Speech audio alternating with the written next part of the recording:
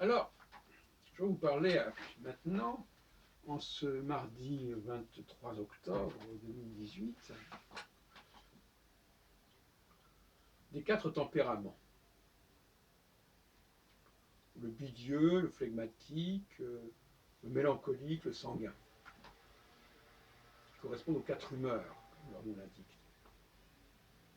Et je dois vous avouer que je suis un peu énervé par cette formulation, puisque moi-même je travaille sur un triptyque, une triade, Mars, Jupiter, Saturne. Et donc, entre cette triade et les 4 tempéraments, il y a une certaine incompatibilité d'humeur, comme vous pouvez l'imaginer. Parce que je crois fondamentalement que l'humanité soit divisée en 3 et non pas en 4. Même si Hippocrate se retourne dans sa tombe. Non pas que le 4 soit sans intérêt, sans intérêt. Moi-même, je divise le cycle de chaque planète en 4 périodes, en 4 quartiers. Mais je divise chaque quartier en 3 temps. Je retrouve d'ailleurs en astrologie les signes cardinaux fixes et mutables. Donc, le 4 n'est pas une division de l'humanité, une division structurelle, si on peut dire.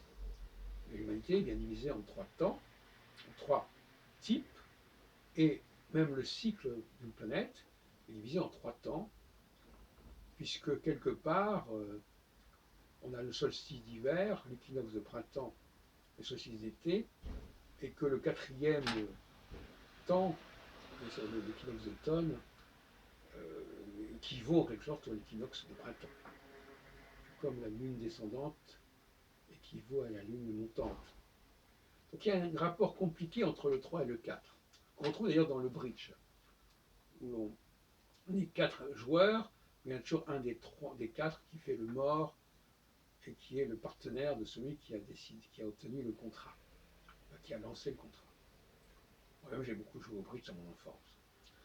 Et aux échecs aussi, entre autres. Mais aussi, il y a d'autres jeux comme le Monopoly.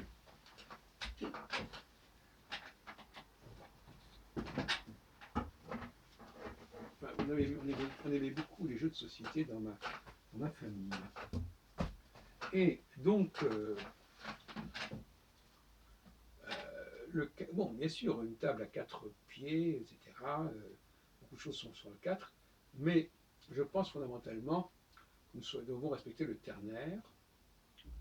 Et justement, dans les 4 tempéraments, on constate, est-ce que c'est une coïncidence, est-ce que c'est un signe marquant, on constate que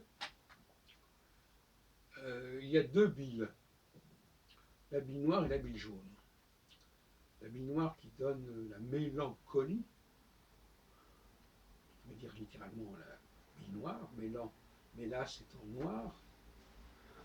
Et donc finalement, on a 4 humeurs, mais une des 4 porte le même nom. Il y a deux billes, comme il y a 2 équinoxes. Donc on pourrait se poser la question de savoir s'il n'y a pas là quelque chose, une sorte de symétrie, qui ferait que derrière le 4, il y aurait finalement le 3. Voilà la question que je pose à nos lecteurs et à nos auditeurs. Tout comme il y a ce phénomène bizarre du trèfle à 4 feuilles, alors que la plupart des trèfles ont 3 feuilles. Il y a une sorte de dérive dans ce sens. Moi-même, j'en ai été victime, puisque dans mon petit ouvrage, L'astrologie sensorielle, qui fut publié par la revue Cosmopolitan au mois de décembre 1976, je milite en faveur de 4 planètes, puisque je joue à Mars, Jupiter, Saturne, Uranus.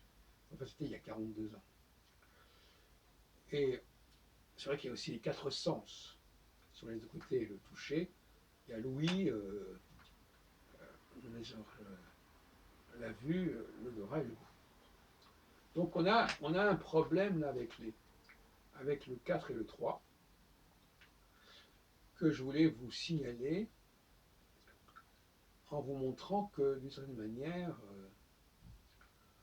il faut savoir rendre à César ce qui est à César et faire la part de ce qui revient aux 4 et aux 3.